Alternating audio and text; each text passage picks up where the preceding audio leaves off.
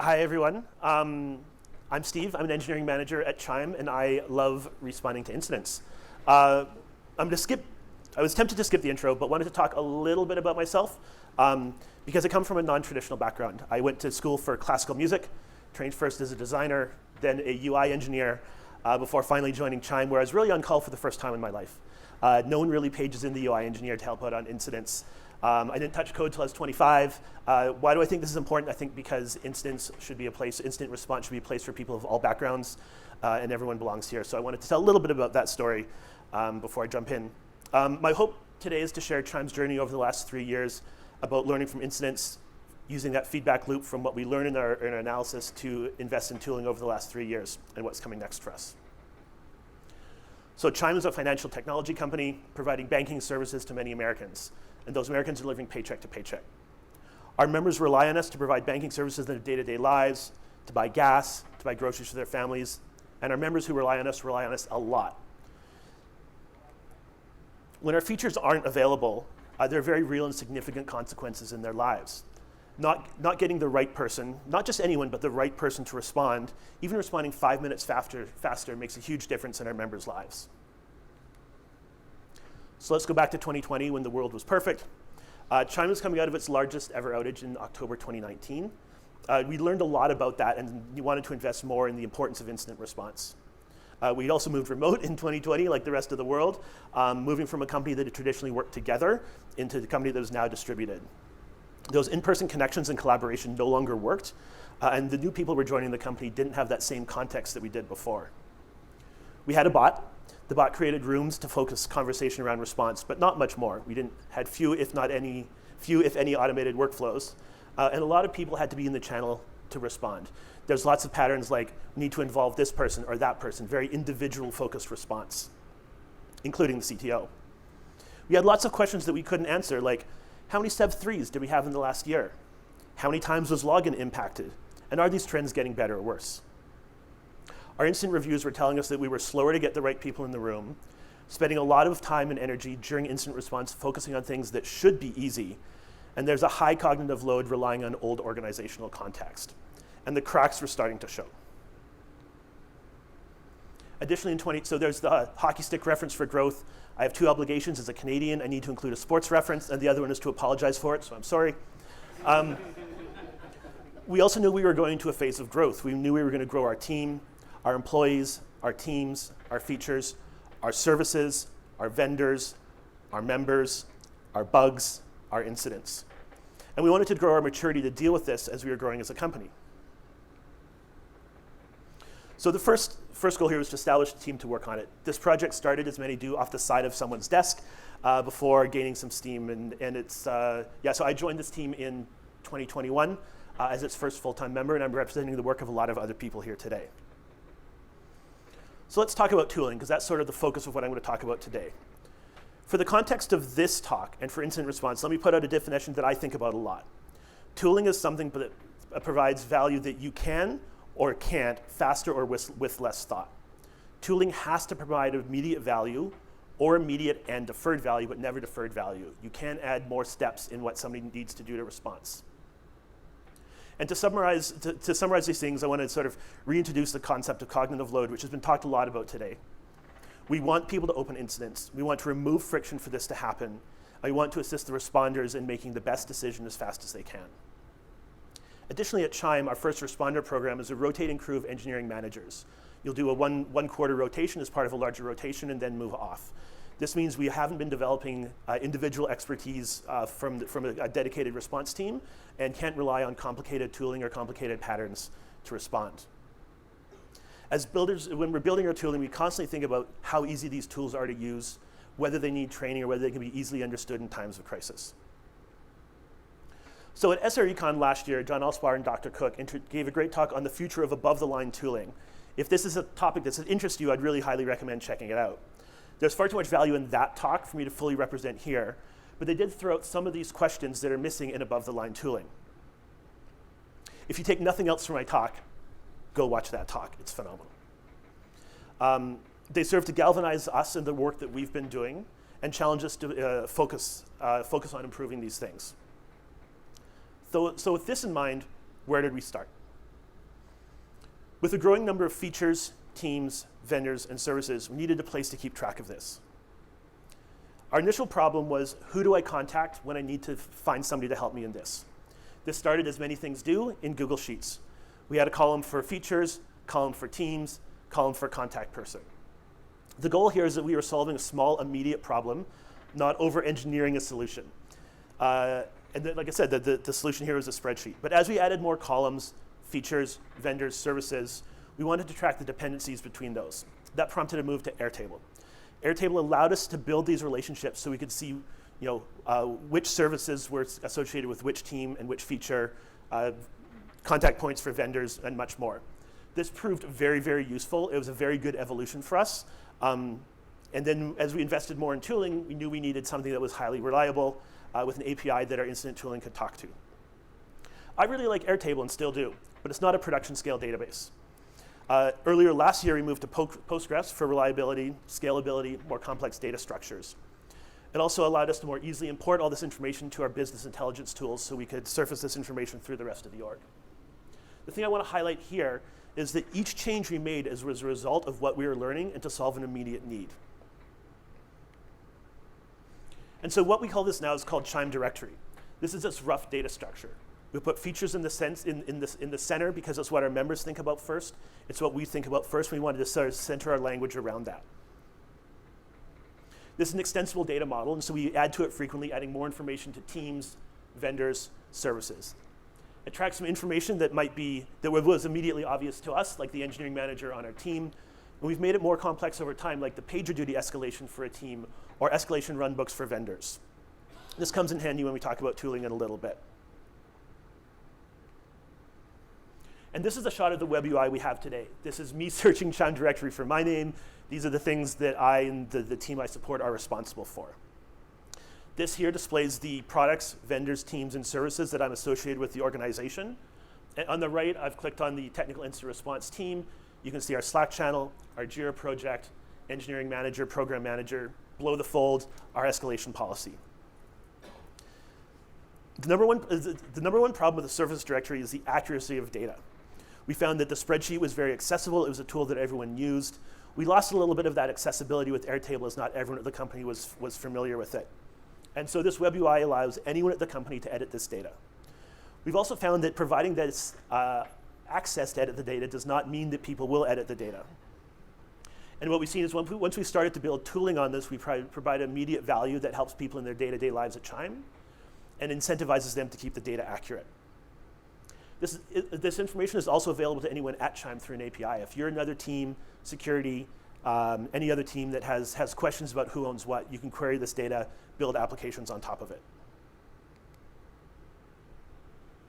So coming back to incidents, we have an incident database that we layer on top of Chime directory. Every incident that happens has its own data model.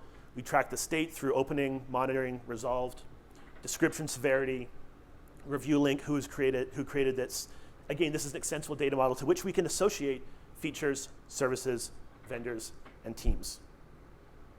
This is not a complete demonstration of everything that we capture, but more so just to illustrate some of the things that we're curious about. Cool, so I talked a little bit about the data model, but I haven't actually talked about incident tooling. So let's jump in there. What are our current problems? So at the start of last year, we were increasing our investment in this area. And we wanted to distill it down to two problems that we kept front and center for our team. Escalation, who do we need? Communication, who do we tell? So yes, we have a bot. Our bot has been around since 2019.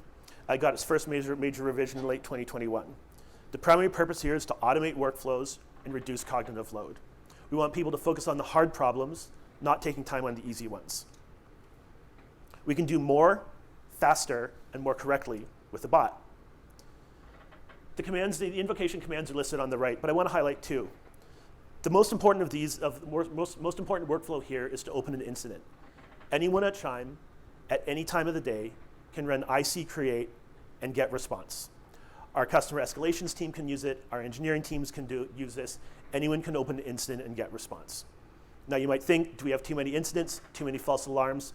We do have some false alarms, which is a talk unto itself, but we do not have a problem of too many incidents. We incentivize people to open them, Anytime somebody wonders, I'm not sure if, almost always leads to an interesting investigation.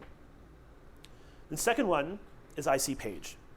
If you're a responder in Slack and you need to page somebody, a regular flow would be go to PagerDuty, open an incident, figure out the team, write in a message, distracting you from the response before you need to come back in Slack to bring people in. If you have to bring in 4, 5, 6, 7 people, this can get very complicated and time-consuming when you want to focus on response. IC page will allow you to page an individual or a rotation from within Slack, bring them into that channel, and get that response. You can page more than one person, more than one rotation. So if I'm in a Sev 1 and I need 5 teams immediately to respond, I can do that within a matter of seconds. All of these tools talk to our database. All this information is stored for later investigation. Because we have this database, again, exposed internally via an API, we can build internal status pages. How we talk internally about incidents to our stakeholders is very different from what we want to communicate to our customers. We're a regulated industry. There's compliance concerns for things that we say. We want to be very transparent, balanced with careful for how we talk to our customers, but we want to provide a lot more information to our teams internally. This not only shows the useful metadata on the right, the scope, the IC associated Slack channels, but also a timeline, so you can see how the incident's unfolded, different status updates that we've made throughout the incident. So remember earlier when I said we want to focus things that reduce cognitive load. This is an example of something that seemed really useful that we introduced, which actually has increased load, and so it's not being used. And I think it's important to talk about our challenges as well as our wins. You can write a status report from within this tool. This is useful because it's written to the database for future analysis, can broadcast it out to multiple Slack channels, the executive updates, the member communication team, and then again, display it in that previous timeline we saw. So this has gotten not great adoption. Why is that? If you're a responder in Slack, you'll have to go on VPN, open up a browser, find an incident, navigate to it, navigate a web UI, all of which is taking away from that response. So I still think there is value in the intention of what we were trying to do. This is an area we need to revisit and see if we can reduce that load to provide more value. Cool. Now, I think one of the things that excites me the most is what we launched recently, which we called Smart Notify, because naming things. As a first responder, one of the hardest things I found is associating a rotation with a feature. Virtual cards, login. As our feature set grows, knowing which team, which is probably called something different. We have a team called Cash Cats, Foundation, AppFrame, iHeartRuby, and many teams I've worked on in the past have the Voltron team. Remembering what that team is responsible for as you're responding potentially for the first time at 3 in the morning is a real challenge. You'll page in the wrong team, get the wrong responder. Takes 10, 15, 20, 30 minutes to find the right person. We have all these answers in Chime directory, though. We have this association from feature to team to service to PagerDuty escalation. And so this is an example of how Smart Notify works. You can assign a feature to an incident that will look to the owner of the feature, to the team, to the PagerDuty escalation, page that person in. I don't need to know what team it is. I don't need to know what rotation it is. I don't need to go to PagerDuty. I can page that person from within Slack within a matter of seconds. Additionally, one of the problems we were seeing is product managers not knowing there was an incident impacting their feature. And so we have a PagerDuty workflow and a Slack workflow that comes from assigning a feature. We'll DM points of contact. We can post in channels. As this gets more complicated, we can let directors know things are happening in their organization. And we now have a relationship stored in the database of which feature this incident has. And so reporting on this at the end of the year becomes much easier. This applies to partners as well. The flow is very similar. Page in the owner of the team that owns this partnership, notify points of contact, but then we'll also bring the escalation runbook into Slack. So if you have a vendor that you have questions about and you want to escalate and talk to that vendor, we had in Confluence all the list of those escalation policies that got rarely used. People didn't know they were there. They were rarely getting updated because they weren't used. And so bringing those into our incident response channels has increased our decreased the time to escalate to vendors, helped us diagnose whether it's us or them earlier, and again provides that rich data set at the end of the year that we can look back and see what's happened. Also, having that vendor association is really useful for vendor negotiations because you can talk about how stable that vendor is, some of the incidents they've caused, not relying on recent memory or doing a lot of legwork at the end of the year. And this is ensuring we close the loop. This is what Smart Notify looks in Slack.